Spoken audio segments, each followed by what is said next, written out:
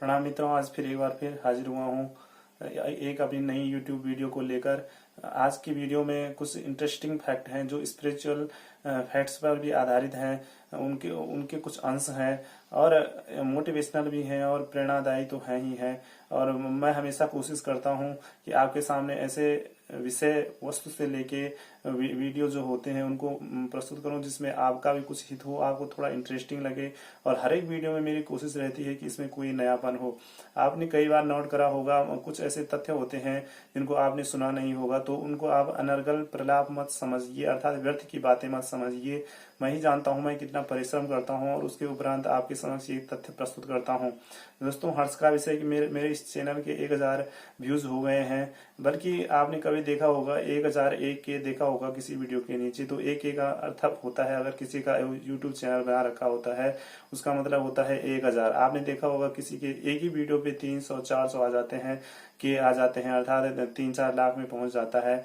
तो मैं आपसे अपेक्षा तो हमेशा यही करता हूं और आपको इंगित इस ओर करता हूं कि मेरे चैनल को सब्सक्राइब अवश्य कीजिए और शेयर कीजिए अगर आपको अच्छा लगे। खैर, वैसे भी देखा जाए तो अगर YouTube से कोई पैसा कमाना हो, चैनल से कोई पैसा कमाना हो, तो एक साल में हजार सब्सक्राइबर और 2000 घंटे होने अनिवार्य हैं। तो मैं आपको बता दूं, मेरे 3 महीने में 60 सब्सक्राइब हैं जो एक साल पूरा होते ही उनका 1000 या 2000 सब्सक्राइब पूरा होना मुझे मुश्किल सा लगता है, संभव तो है नहीं। और इसी तरह जो वाचिंग टाइम होता है, जो घंटों का समय होता है, तकरीबन एक दिन में मेरे पास 1-1.5 घंटे का टाइम हावर हो जाता है। इतने लोग देखते हैं और एक आध घंटे का कुल मिला के हो जाता है। खैर, मैं तो आपके सामने ये समय समय पर रखता ही रहूंगा और अगले आने वाले 10-12 दिनों के अंदर अंदर आपके सामने एक नई विधा के साथ एक ऐसी वीडियो लाऊंगा। हो सकता है आपको पसंद आए और जिसमें केवल मेरा ही योगदान नहीं होगा, योगदान पूरी पार्टी का होगा। जो भी है आपको बाद में मालूम पड़ जाएगा। अब जो वीडियो मैं लेके आया हूँ उसमें ज्यादातर तो स्पिरिचुअल आध्यात्मिक तथ्य है ही है। तो उन्हीं आध्यात्मिक तथ्यों को मैं पहले प्रस्तुत करूंगा, उसके बाद एक पोयम है जो इंस्पायरिंग भी है, मीनिंगफुल भी है। दोस्तों, मैंने आपको पिछले अंक में बताना भूल गया था कि भगवान शंकर तपस्या क्यों करते हैं। तपस्या इसलिए करते हैं, मैं संक्षेप में बताना चाहूंगा, क्योंकि आज मेरे पास जो ये वीडियो का जो मटेरियल होता है ये थोड़ा ज्यादा है, ये वीडियो लंबा खींच जाएगा। इसलिए तपस्या इसलिए करते हैं कि जो उनके भक्त होते हैं, माने आप मार्कंडेय ऋषि को ही ले लीजिए, जिन्होंने भगवान शंकर की आराधना करी और उसके बाद अमरता का वरदान प्राप्त किया। तो इनको देने के लिए, अमरता आदि को देने के लिए जो भगवान की तपस्या करते हैं, भगवान शंकर की तपस्या करते हैं, तो भगवान शंकर जब इतने शक्तिशाली, शक्ति के तो पुंज हैं ही हैं, लेकिन फिर भी उनको देने के लिए कुछ करना पड़ता है और वे अपने भक्तों को सहज ही दे देते हैं। आपने सुना होगा स्वामी विवेकानंद जी जो 18वीं सदी में हुए थे और मात्र 32 वर्ष की अल्पायु में ही उन्होंने समाधि ले ली थी और निर्वाण प्राप्त कर लिया था। तो संत थे और संत भी ऐसे थे, दिव्य विभूति कहा जाए उन्हें। तो वो उनके जो गुरु थे रामकृष्ण परमहंस, वो माँ काली के परम उपासक थे। उन्होंने वो जो दिव्य विभूति हमारे हुए हैं स्वामी विवेकानंद जी, उनको साक्षात्कार कराया था माँ काली का। वो स्वयं माँ काली के उपासक तो थे ही और उसी के आधार पर उन्होंने विश्व में भारत का परचम लहराया, भारतीय संस्कृति का प्रचार प्रसार करा।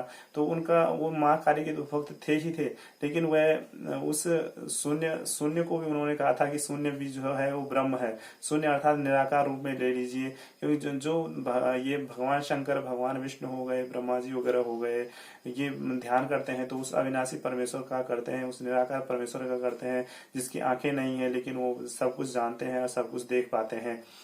तो दोस्तों,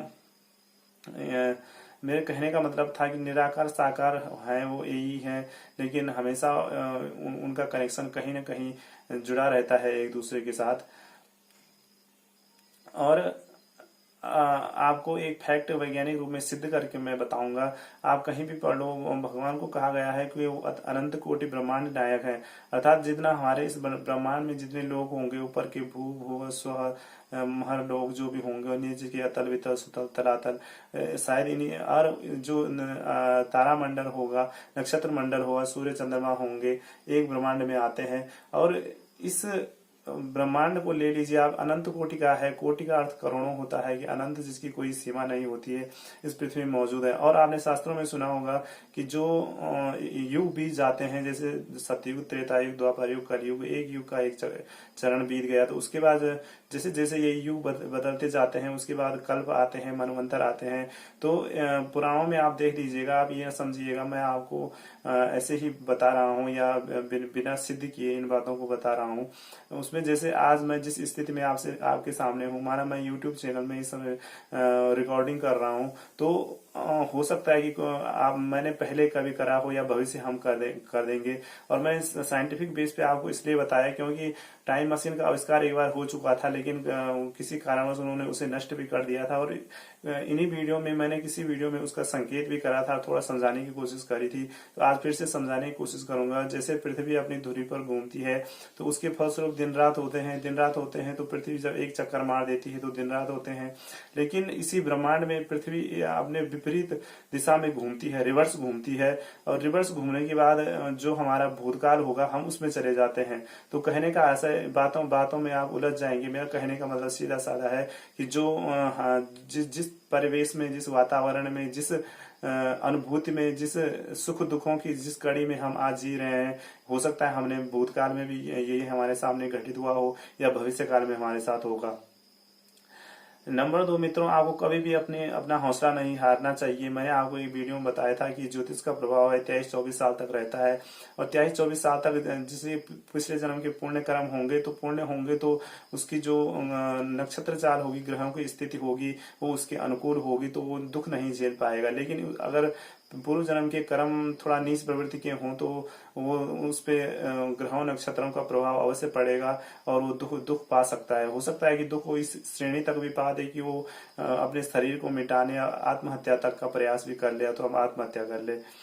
लेकिन दोस्तों, उसके बाद जो हमारा भाग्य बनता है, हमारे कर्मों के आधार पर बनता है। आपने देखा होगा कि कोई ऑटो चालक है, उसका बेटा आईपीएस ऑफिसर बन गया, आईएएस ऑफिसर बन गया। तो उन्होंने बहुत संघर्ष करा, मेहनत की, और उसके बाद उनको ये फल मिला कि उनका बेटा इस बड़ी रैंक पे पहुंच गया और नाम रोशन कर दिया।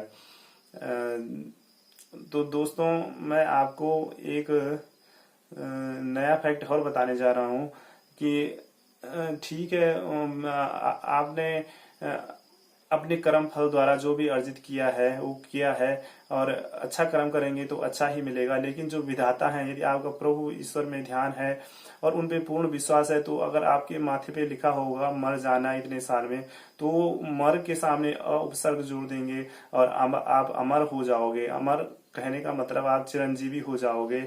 तो इस तरह भगवान हमें पग पग पर हमारी मदद करते हैं, अगर हमारा उनके प्रति विश्वास है, आस्था है, और हमारे कर्म उच्च श्रेणी के हैं। तो दोस्तों, अब मैं कविता की तरफ बढ़ूंगा। समंदर से उठी वाष्प को नहीं मालूम कि बादल बनकर कहाँ बरसना है मुझे। समंदर की से उठी वाष्प को नहीं मालूम कि बादल बनकर कहाँ बरसना है मुझे। ऐ लहर समंदर की तू इतना न बलखा इतरा के, तेरी ही गोद में अपने काम को अंजाम देकर पानी ये समंदर में नदियों नालों का भ्रमण कर। वाष्प में तुझे देख अब इतराना स्वयं है मुझे। बादल भी तब लालच देकर घूमने का अपने आप में मिला देगा तुझे। बादल भी तब लालच देकर घुमाने का अपने आप में मिला देगा तुझे। मैंने भी समझा था बड़ी हसीन होगी वो दुनिया, मैंने भी समझा था बड़ी हसीन होगी वो दुनिया। लेकिन जब दूर से बजते उस ढोल के पास पहुंचा, तो दिल में तब जैसे गहन उदासी का छाया चित्र तब खिंचा।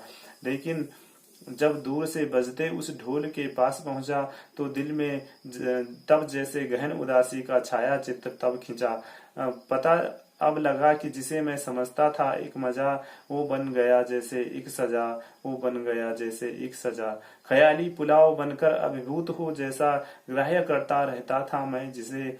ख्याली पुलाव बनाकर अभिभूत हो जैसा ग्राह्य करता रहता था मैं जिसे। जग सारा नासवान है प्रतीकात्मक प्रतीकात्मक हो स्वीकार कर ए दिल इसे। प्रतीकात्मक हो स्वीकार कर ए दिल इसे। प्रतीकात्मक हो स्वीकार कर ए दिल इसे। दोस्तों, मुझे कई बार अटपटा सा लगता है, मैं बार बार आपके सामने बोलूं मेरे चैनल को सब्सक्राइब कीजिए, लेकिन अंतिम बार निवेदन तो रोज रहेगा, लेकिन अंतिम बार कहना चाहूंगा इसी यूट्यूब चैनल के माध्यम से कि मेरे चैनल को सब्सक्राइब अवश्य करें और शेयर अवश्य करें। सब्सक्राइब करने के लिए वीडियो का मेरा जो लिंक होता है यूट्यूब का, उस पर सब्सक्राइब लिखा होता है, वहां पे आपने टच करना है, उसके बाद सब्सक्राइब हो जाएगा। धन्यवाद मित्रों, नमस्कार, प्रणाम, मिलते हैं अगली बार किसी अन्य